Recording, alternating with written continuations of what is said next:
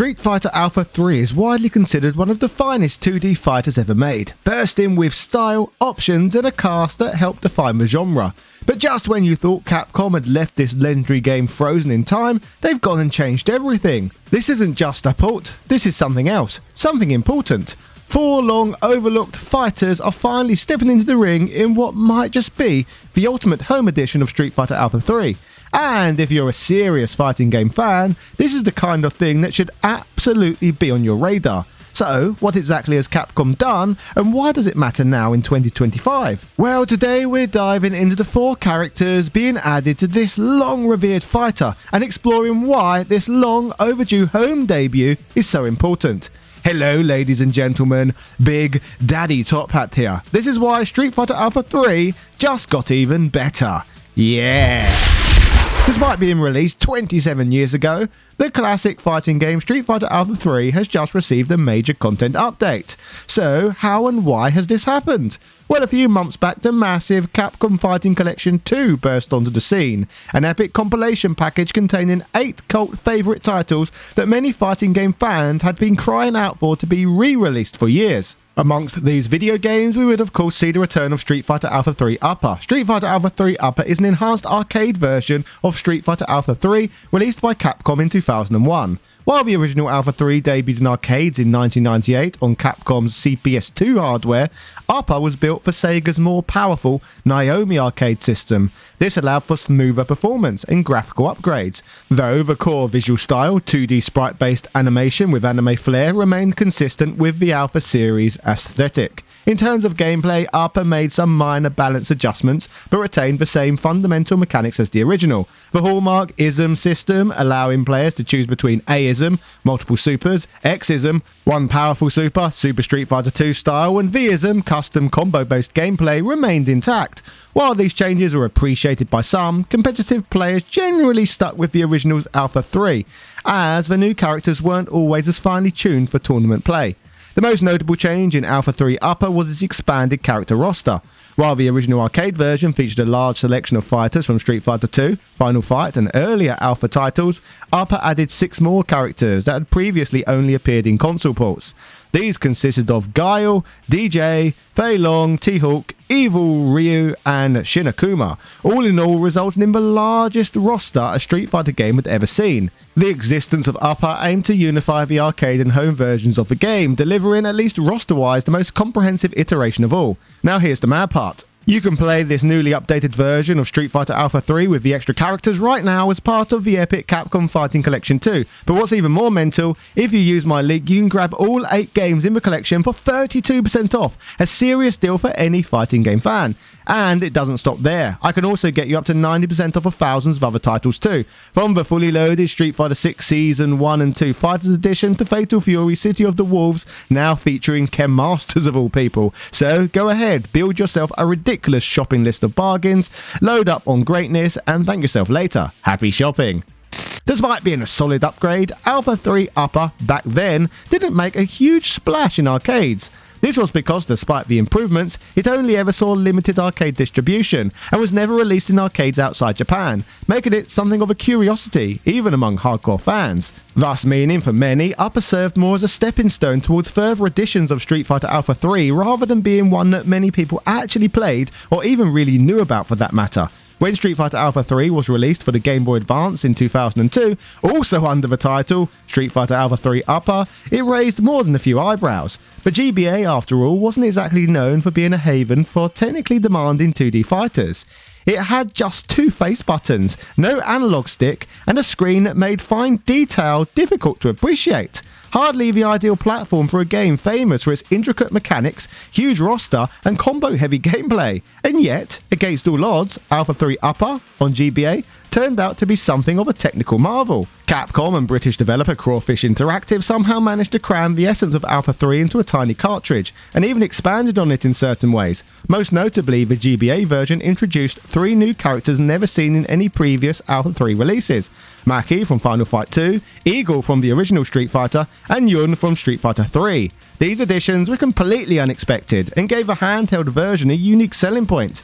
In that sense, the GBA version became something of a historical footnote, the first version to hint at what Alpha 3 could be if it continued expanding.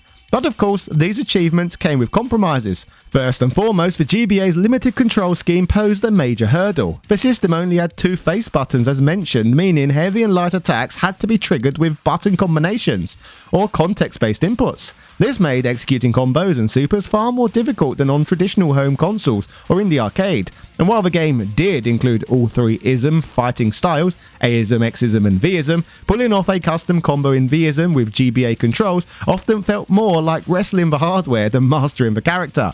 There were also major sacrifices made in terms of animation frames and visual clarity. Sprites had to be compressed significantly, leading to choppier animations and less fluid character movement. Backgrounds were simplified and sound effects were notably scaled back. The iconic announcer's voice was either removed or heavily compressed, and voice clips for special moves were short and grainy. It wasn't unplayable, but it lacked the visual finesse and auditory energy that helped define the Alpha series. Another drawback was that despite its name, Street Fighter Alpha 3 Upper for GBA wasn't actually based on the arcade version of Alpha 3 Upper, but rather on the PlayStation console versions. This meant the balance changes and additions unique to the arcade version were absent, and while the game included a surprisingly large chunk of roster, including World Tour mode and several stages, stripping down the presentation and feature set in ways that were hard to ignore. Despite all of this, the GBA version still holds a curious place in Street Fighter history. It demonstrated Capcom's willingness to experiment with its legacy, using a seemingly underpowered handheld as a testing ground for new characters and ideas. So while it was far from perfect, Street Fighter Alpha 3 Upper for GBA deserves credit. It took one of the most complex fighting games ever made and somehow brought it to life on a platform with no right to handle it. It even brought characters to Alpha who would go on to be fully embraced by the fanbase. If nothing else, it proved that even in a scaled down, compromised form, Alpha 3 was still powerful enough to shine.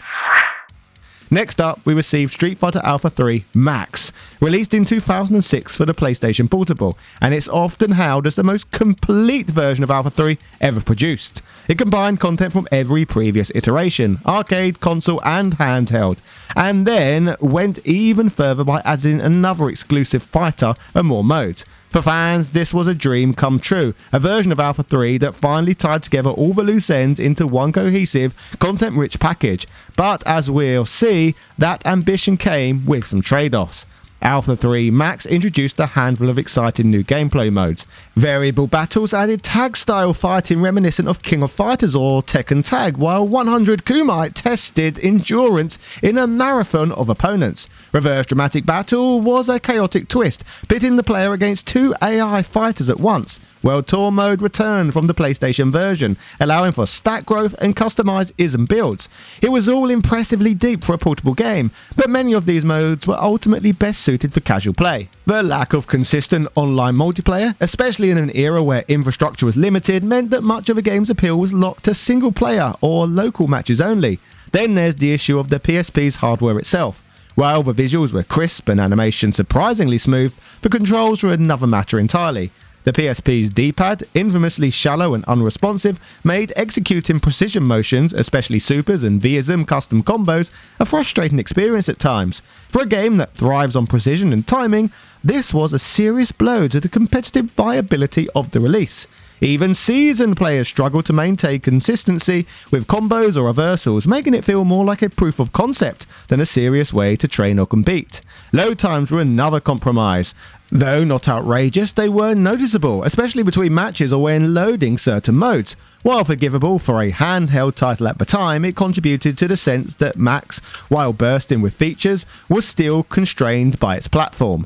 Even the impressive sprite quality came at the cost of occasional slowdown during multi-character fights, most notably in tag battles or dramatic matches. But the most significant draw was the expanded roster. Not only did it include all 34 characters from previous versions, but it also brought Eagle, Maki and Yun back to the fold and introduced Ingrid too.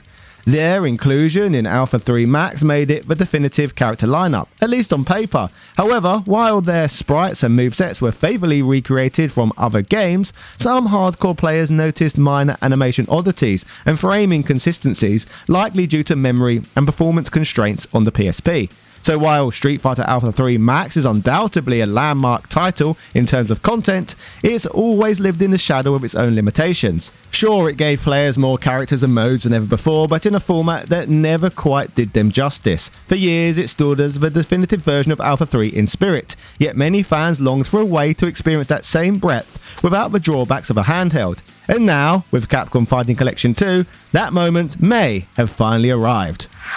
What makes this update especially notable is that these 4 characters, Eagle, Maki, Yun and Ingrid, aren't being inserted into some handheld, retooled or forgotten side release. They're being added to a version of Street Fighter Alpha 3 built on the bones of Alpha 3 Upper, the Japan-only arcade revision that most fans outside of Japan never got to experience properly. That alone is significant. These characters were previously confined to platforms like the Game Boy Advance and the PSP. By inserting these characters into a game built from the arcade version up, Capcom has finally brought them into a proper competitive setting. It's a long overdue upgrade that restores them to the legacy they were denied. Take Eagle for example, originally appearing in the very first Street Fighter back in 1987. He was a nearly forgotten relic until Capcom reimagined him for Capcom vs SNK 2 as a sharply dressed British bouncer who fights with twin nightsticks. He's a unique mid-range zoner with a graceful, controlled fighting style that's always felt like a perfect fit for Alpha 3's footsie-heavy gameplay. When he was added to the Game Boy Advance version, it was a nice touch for lore nerds, but the platform's cramped controls and scaled-back presentation meant he never got to make the impact he deserved. Now he's finally getting his moment in a proper arcade-style release, where players can see just how well he slots into the Alpha ecosystem. Then there's Maki, the high-kicking successor to Guy's Bushin Ryu lineage. First introduced in Final Fight 2, Maki carved out her own fanbase thanks to her fast, acrobatic style and no-nonsense attitude. She later made waves in Capcom vs SNK 2, but like Eagle, her Alpha 3 debut was relegated to the GBA port. With her slick aerial movement and fast-paced pressure game, Maki feels like a natural addition to Alpha 3's already robust cast. This new version lets her finally take her rightful place in a fully featured home release that does justice to both her gameplay and her roots in Capcom history. Yun is arguably the oddest inclusion of the 4, not because he doesn't fit, but because he's so strongly associated with Street Fighter 3. Known for his quick movement, unique chain combos, and the infamous Genai Jin Super, Yun represents a different era of fighting game design, one defined by fluidity, expression, and technical mastery. And that's precisely why he works. Including Yun in Alpha 3 isn't just fan service, it's a clever way to build a bridge between 2 generations of Street Fighter. His rushdown style and aerial control bring something fresh to the table, adding a layer of speed and execution heavy gameplay that wasn't fully represented in the original Alpha roster. While it might have raised eyebrows when he first appeared in the GBA version, bringing him into an arcade accurate build shows how forward thinking that inclusion actually was. And then of course there's Ingrid, a character whose mere presence tends to spark heated debates. Ingrid was originally created for the cancelled Capcom Fighting All-Stars before being salvaged and inserted into Capcom Fighting Evolution. With her magical girl aesthetic, celestial powers, and a storyline that makes her sound like she's part deity, part time traveller, she's never quite fit the gritty world of Street Fighter. Or at least that was the narrative for years.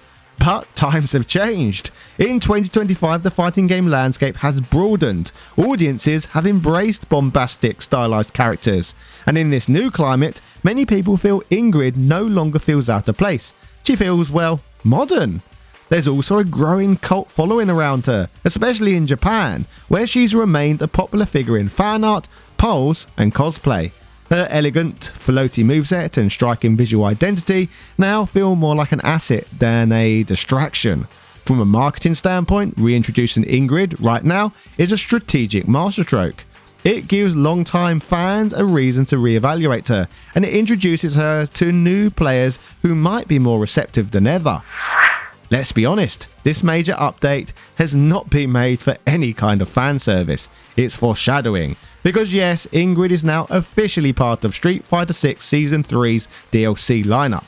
After years in the wilderness, the most divisive character in the franchise is getting her second chance, this time in the mainline canon. And with her reappearance in Alpha 3, Capcom has set the stage perfectly. This isn't just a nod to nostalgia, it's the opening act of a long-awaited comeback. So what we're seeing here isn't just a few extra characters being thrown into an old game, it's a targeted and meaningful update to one of the most beloved 2D fighters ever made.